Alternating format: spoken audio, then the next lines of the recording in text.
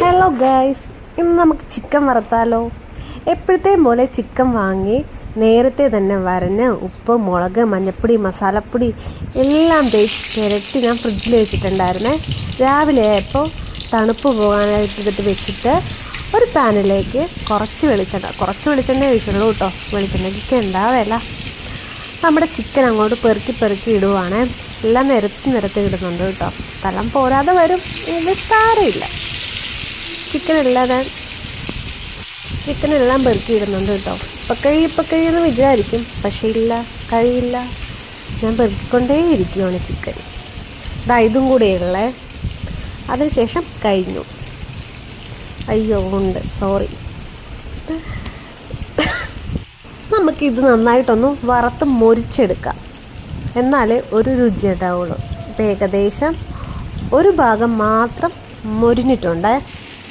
അവിടെ ഇത് മൊരിയട്ടെ, നമുക്കൊന്ന് തിരിച്ചിട്ട് കൊടുത്ത് നോക്കാം. ചെറുതായിട്ട് മൊരിഞ്ഞിട്ടുണ്ട്, എന്നാലും വലിയ കുഴപ്പമില്ല. ആവശ്യമുള്ളവർക്ക് ചിക്കനിൽ ഇഞ്ചിയും വെളുത്തുള്ളിയും കൂടെ അരച്ച് ചേർക്കുന്നത് നല്ലതാട്ടോ, നല്ല രുചിയായിരിക്കും. പക്ഷേ എനിക്ക് വേണ്ടാന്ന് തോന്നിയതുകൊണ്ട് ഞാൻ ചേർത്തില്ല. എല്ലാം തിരിച്ച് നന്നായിട്ട് ഇട്ട് കൊടുക്കുവാണ് കേട്ടോ.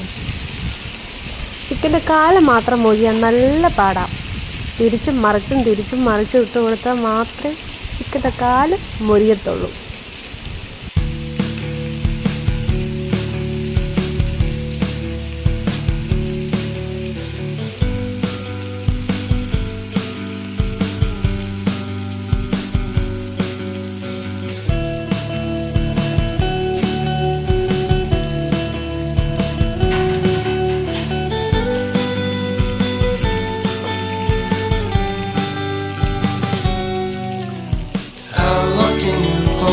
ഏകദേശം ചിക്കൻ ഇപ്പം മൊരിഞ്ഞിട്ടുണ്ട് കേട്ടോ.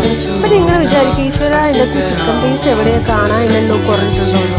ഒരു കറിയിപ്പിട്ട് നേരത്തെ അടിച്ചു മാറ്റി. മറ്റേ ആരുമല്ല കേട്ടോ, എൻ്റെ അച്ചാമ്മയാണ്. ഇനി ചിക്കൻ്റെ കാല് വേഗം ഭയങ്കര താമസമാണ്. മറിച്ചും തിരിച്ചും ഒക്കെ ഇട്ട് കൊടുത്ത് നന്നായിട്ട് എണ്ണ വരെ കരിഞ്ഞു ചിക്കൻ കരിഞ്ഞില്ല കേട്ടോ.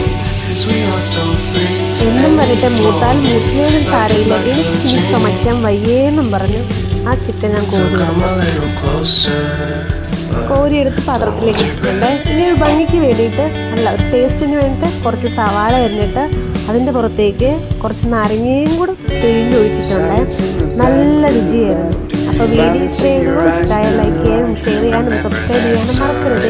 നിങ്ങളുടെ വിലപ്പെട്ട അഭിപ്രായങ്ങൾ കമൻറ്റിലൂടെ അറിയിക്കുകയും വേണം. അപ്പോൾ ബൈ.